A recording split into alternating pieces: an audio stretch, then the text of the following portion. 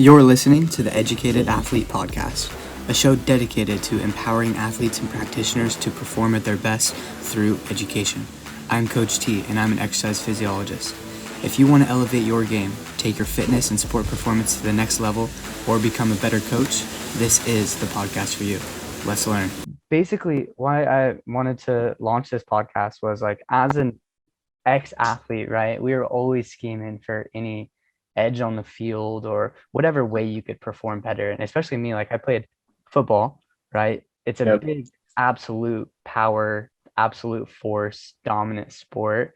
And I just I'm small, dude. 5'8", 160, played D2. So small school, good enough to ball, but I had to really get the X phys down and really just hone in my training just to even get on the field even at that level. And so basically, now that I'm studying for my PhD and so on, I just want to share some of the things that I'm learning now with all athletes everywhere to help them be able to fulfill that. Because if others are gifted, right, or talented and have the capacity to do it, then an educated athletes, dude, an educated athlete just Deadly.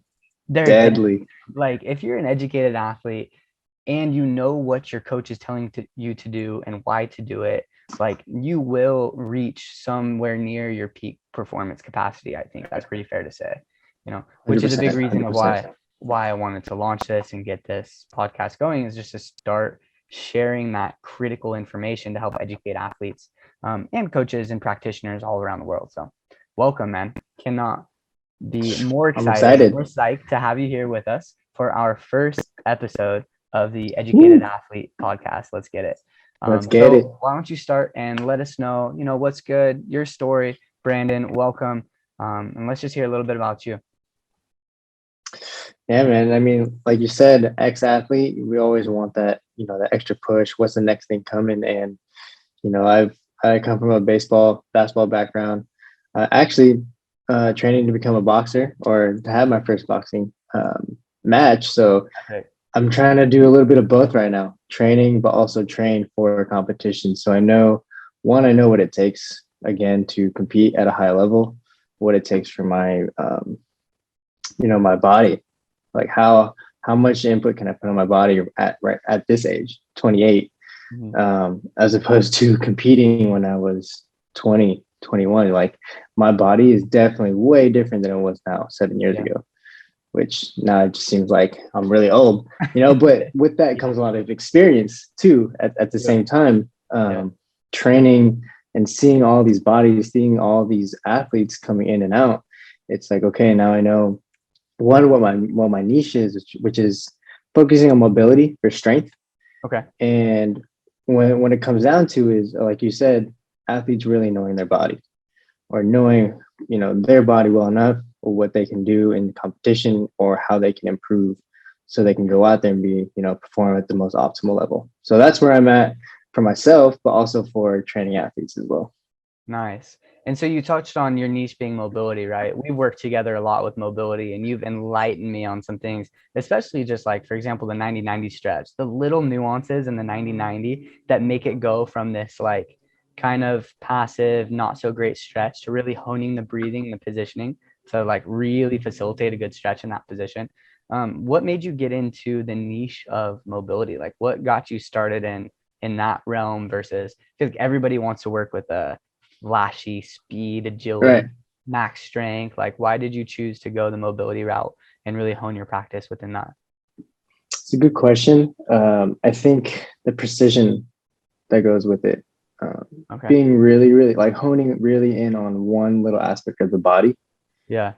Where you really have to be aware of where you are in space. You have to be aware of how your body moves, so that you have the most control over it. And if you have the most control, over your joints, over your muscles, then I think, from that standpoint, you can perform a lot better because you do have control of your body. Yeah. Right. And then with that, I think I like seeing the progress. It's very small. When we talk about mobility, you're not going to see, a huge jump in results. It's because it takes time. It can be frustrating. Yeah. But most importantly, it takes time and consistency just to even see when I look at results more so of the degree of flexion or extension in someone's leg or knee right? To me, I get more satisfaction being able to see someone's, flexion in their knee go from, 0 to like 180 or something like that, right? That to me shows great, tremendous progress for you. You even know you tore your ACL, Yeah, for you sure, know, man. Yeah, seeing you that and ankle then too. being Yeah. able to, yeah, man, injuries. I think that's what it comes down to, being able to come from an injury, a serious injury, and then going back out and performing, at the highest level. 100%. So to talk about mobility and take a little a step closer towards that, right? Like in injuries, can you explain a little bit about how lack of mobility, right? We know our body is a really, really good compensator, and that if you're limited or restricted in a certain range of motion, that can really expose you to risk of injury because your body might move away that it needs to get the job done, but that might put you at Right. risk of injury, right? What are your thoughts on Yeah, I mean, to define mobility, right, it's the ability to move freely within your joints, within your muscles, without any restrictions or contraindications. And if you improve your mobility, you're going to improve your strength and body control overall. So, if you don't have that range of motion or you're lacking mobility in certain places, you go to compensate, which actually, in most sports, you're going to be compensating one way or another. that? Look at baseball, for example, right? You're rotating only one way pretty much your whole entire life if you're playing Yeah, for baseball sure. for People get really good at 15, compensating 20 years. at the elite Yeah, level. really, really Really good. good compensators. Yeah.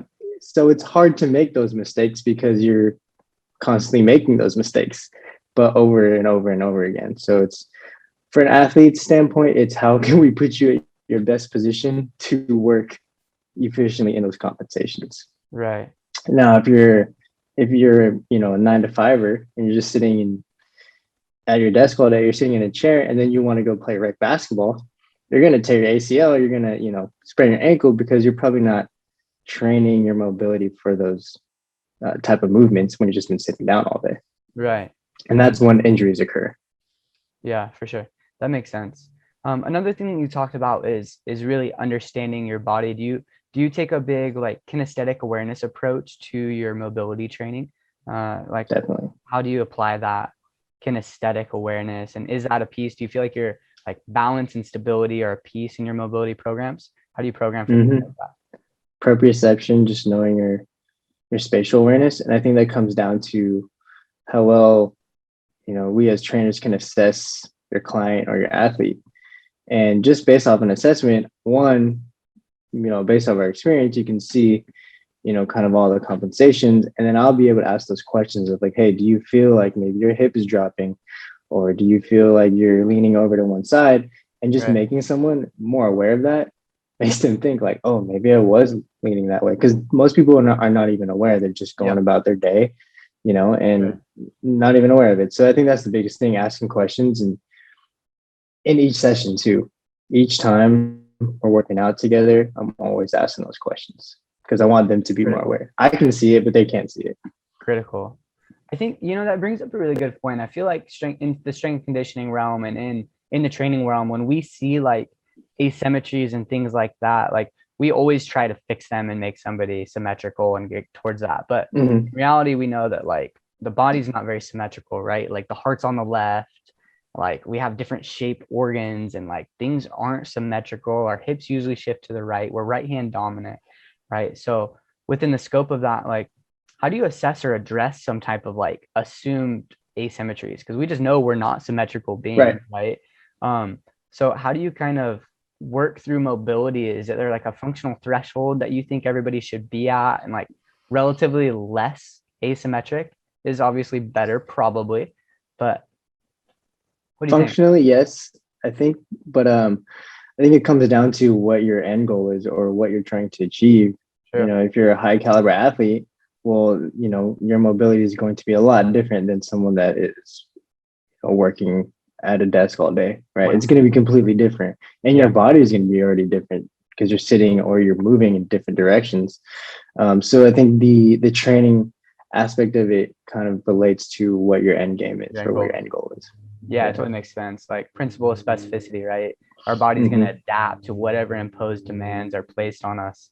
And we just need to try to fulfill those demands however we can, which is why you have people like, for example, in the league, like Steph, who is really agile, right? He's very conditioned. He can last a while in the game, but like he's not throwing down dunks like Westbrook is. They have a completely different game that Completely they've different. learned how to compensate differently with their defensive slides, how to get to the rim in different ways.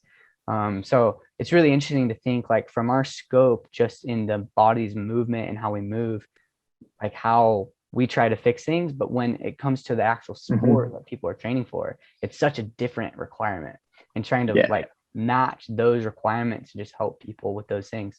I heard something really interesting the other day talking about how a lot of times strength coaches will match the intensity of sport. For example, in basketball, you're going to try and match the mobility that people go through in training that is required for the sport, right? But really, they're getting that demand from the sport. You should probably be doing some other stimuli to get them closer to this other specific thing, like T-spine rotations, or get into those specific hip flexor stretches, those specific 90-90s to help them gain this new range of motion, not doing things like, eccentrically loaded back squats, like that to get the bottom of a deep squat, because I don't think people are getting into those positions in that sport. You know what I mean? So it's a really interesting paradigm that we're in and programming for mobility. So to get to kind of like the topic of today, mobility and strength, right? I think that's really powerful because our body's ability to move through a specific range of motion and do it forcefully is really valuable and impactful. So if we lack the ability to move through a range of motion and we don't have strength there, I think you could consider mobility training is actually strength training, because if you gain new range of motion, right, then you're gaining strength in that new range of motion because you didn't have it previously. So you are strength training and stabilizing the joint in a way. Do you agree with that scope? Yeah, I would say it just takes it to a deeper level of where are you strong? Are you just strong? Do you look strong aesthetically? Right? That's one aspect of it. Are you actually strong, able to push, a bunch of weight? But then it comes to a deeper level. Are you strong within your joints? And can you stabilize? Is your structure strong? Right. And then that's the deepest part of your body. So I would say that's the end of one spectrum of being strong. And that relates to mobility. Awesome. Incredible. I think you have a really cool kind of theme and background. Something that I've heard you say a lot is move more, move often, right? And so for anybody listening that might have that 9-to-5, like weekend warrior, like athletic approach, or they just don't have all the time to train. They train 3 or 4 times a week, or less even, right? How do you get somebody to move more and move often when they're not an athlete, when they're not required to move all the time, right? Like, what is that? I mean, I could come from experience, even just from this past year of being in a pandemic. Like as a trainer, I'm not used to just being at home all day, sitting and doing virtual training. And to me, it was like, oh man, now I have to come up with different types of not movements or programs, but different type of approach to training. Because now I realize, sitting down all day, it's like, okay, your body's going to be stuck in these different positions, and you might not even realize that you need to get up and start moving. And then when you do get up and you go to your training session after sitting all day, you try to go lift or squat 100 so pounds, you're going to feel all weird. You're going to feel achy, especially the next day. Yeah, for sure. So I think when it comes to mobility, it's like move more throughout the day, move often. The more you're moving, that means you're being mobile. I guess that's really what mobility is, right? All right. It's like if your cell phone was attached to, the old school ones attached to a wire, you're not going to be able to go anywhere with it. Now you have a mobile cell phone. So it's the same concept. Right. If you're moving more, you're going to be a little bit more loose. And I think that comes down to a lot of people having that thought of, oh, I have bad posture. I have bad posture. I need to get good posture. I don't think there's anything correct with saying I need good posture. I think you just need better posture. And that comes with just moving more, moving often. Right? Yeah. Having more stability throughout the lumbar spine. Spine, cervical spine. And then that comes down to like, oh, I don't have time. Okay, if you don't have time, I think most people will have actual time for at least 10 minutes out of the day. Right. I would want to have 10 minutes out of my day to move or have some kind of routine that I do, midday. If I'm moving for 10 minutes, I can get back into work, get back, I can even eat lunch 10 Yeah, minutes and then for sure. 10 minutes I can move after that. Right. So I think that's what it really is. Just making sure that you have time, giving yourself enough time to move. Got it. So I feel like one of the misconceptions about like mobility training and stretching, right, is like and stretching is that like it's length, like it takes a lot of time. Like you got to hold this static position Mhm. for a minute, or you got to get into this position and breathe through this range of motion for a really long time, right? Um, what do you think about some of the misconceptions about mobility training, and like, is it possible to gain mobility in 10 minutes a day if you really just do that, but you still sit all day and so on? Well, just what you said, 10 minutes a day is better than 30 minutes, one time during the week. Yeah. If you're doing 10 minutes a day, you're being way more consistent, specifically on certain areas that you probably need more mobility in. So I would say, I don't know if it's a misconception of people saying that it takes too long, stretching takes too long. Maybe that's just one way of thinking about it. But yeah, I can do a 10-minute mobility flow or routine. And if I do that every day, one, I'm increasing my mobility. I'm staying consistent with it, which means eventually I'm going to get stronger in those positions. Yeah, consistency is key, man, for sure. Consistency is key. Yeah. What are some other misconceptions about mobility training? I would say using a massage or like a foam roller or Oh, interesting. the massage guns Yeah, that the percussion like, oh, massage. if I just do that in that area, I'm going to be good, which you will, but it's very, very temporary, right? Because it's only the superficial muscles Yeah, that you're really only releasing. superficial. It's gonna Yeah, increase, and promote blood flow and get some things going. Maybe move and disrupt a little bit of tissues in the fascia, but it might mhm, not be a true mobility fix. right, it feels good, and by Yeah. all means, do it. I'm not hating on it, but you would still have to do that consistently on a consistent basis, right? Right. If you're doing that every day, yeah, it's going to help loosen it up a little bit more. But if you're really lacking that mobility, you can do that myofascial release, and then you can go into your mobility routine. Yeah. It's going to aid it, but it's not going to fix it. Right. Right. So to clarify on that, I feel like that's really important is using tools like foam rolling and percussion massage as almost like an activation strategy to increase blood Right. flow, disrupt the tissue, maybe get some of the adhesions moving in the tissue a little bit, and then going into your mobility flow. Rather than a lot of people just feel like just doing the foam rolling or just doing the massage is going to be the answer to the question, to the Mhm. problem. When I know like Right. sometimes there's an acute, like sometimes I have a little bit of knee pain from my like rec fem acting up the top of my quad muscle. And if I release it with a hypervolt, the pain goes away.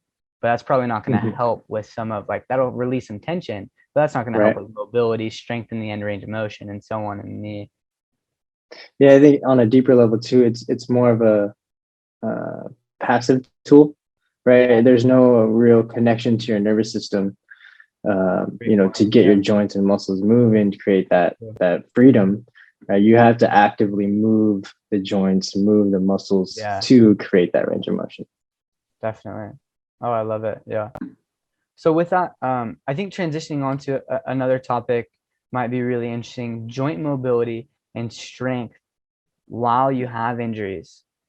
Right? It's Mhm. something that is really, I think, an interesting concept. So you have like the preventative realm, trying to prevent injuries. You have this like, okay, I was injured. Like, how do you gain mobility? For example, I tore my ACL on the left side.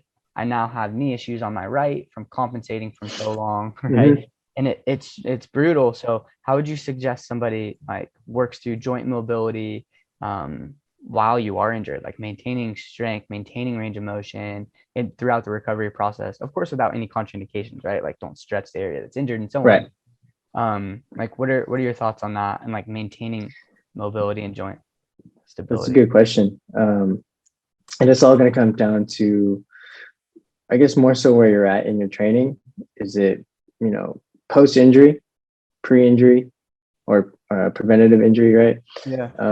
And we look at it this way, right? If your load that you're bearing you can't, your capacity, your body capacity to withstand that is less than the load, you're going to get injured. So 100%. I mean, most ACL tears, I would say maybe 85% are not even contact, right? Yeah, they're It's mostly like non-contact. Yeah, I'd want to look at a non-contact, right? like a meta for that percentage, but I know it's really high. There's most of It's them are pretty high. non-contact. I Yeah, mean, it sucks. Like I was just watching the Warriors game yesterday, and Jamal Murray non-contact yeah, right, stepped towards ACL. It's sad just to watch that, but right. the load, maybe the impact that he did when he landed, it was just so high that his body was not able to, withstand that. So that's kind of where the injury occurs. And then we look at rehab. If the load is, equal to or less than the capacity for you to withstand, that's kind of where the rehab takes place. Right. Right. And Right. then, to get back into preventing those injuries, your capacity needs to be way, way higher than the load that, might impact you. So that's where the mobility strength comes in, right? If we increase that range of motion, we're getting stronger, you can withstand more of that load. I like that approach. That makes things, really kind of simplistic and clear. A big generalization for a kind of advanced topic. Really simplistic. Right. Basically, like I always think to the like general adaptation syndrome. Like you apply a stress, and our body responds. But if you apply too much stress, then we become exhausted. And so I think there's a lot of people that train just like too hard. They'll get out and like go just go hard, and the load is way higher than their capacity. And that's good, of course, like overreaching has its place, but it really needs to be systematic in nature and evaluated and applied at specific time points when you're training, not just going hard all the time. All the time, right? Get the right adaptations and so on. Yeah. Awesome. So I think a golden question for you, like as an ex-athlete, ex-collegiate baseball player yourself, right? And knowing what you know now, for anybody listening in that seat or anybody that works like the classic 9 to 5, what would you want to share and what do you wish you would have known then? And honestly, now I think you can kind of speak for both because you're kind of in a corporate setting now, right? In a way, you're working virtually, you're in a desk chair all the time, so you're kind of like a classic techie, to be honest. Exactly. Damn it. Yeah. So I'm curious, like based on everything that you've learned, if you could share a couple primary key points, like what would that be for people? Yeah, I would say where I can relate to most of the general, population, where if you are, working 9 to 5 or even longer than that, it's really giving yourself time to really get that 10-minute routine. And if you don't have one, me or Trevor can, easily come up with a program, or not even a program. It's really just 5 or 6 exercises that you can do on a daily basis that one will keep you moving. It can be specific to, the injuries or back pains that most of us have sitting in the chair. Something simple as that you can follow on a daily basis. I would guarantee that's going to help a lot more than trying to go hard on a workout, twice or 3 times a week. So that's one tip I would give to everybody. Now, if it's more of like a athletic scene where, you need to perform at your highest level on the field, mobility training is going to, one, increase your optimal performance if you can get stronger in that aspect, reduce the risk of injury if you're consistently doing it. But also consistent mobility is going to help with recovery time or faster recovery time.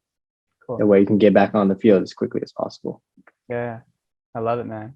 I love it. Well, thanks for sharing, brother. Much love, man. So stoked to have you on. Yeah. Thank you for having me. It's been a pleasure. I just wish I was in Hawaii with you. Yeah, come out and visit anytime, brother. Of course. Awesome. Well, again, thank you guys for tuning in. Brandon has an incredible company, Winning Mentality Fitness. Honestly, he is a mobility guru. He has helped me incredibly. Like I can't even explain how much range of motion he was able to help me get with my ACL surgery.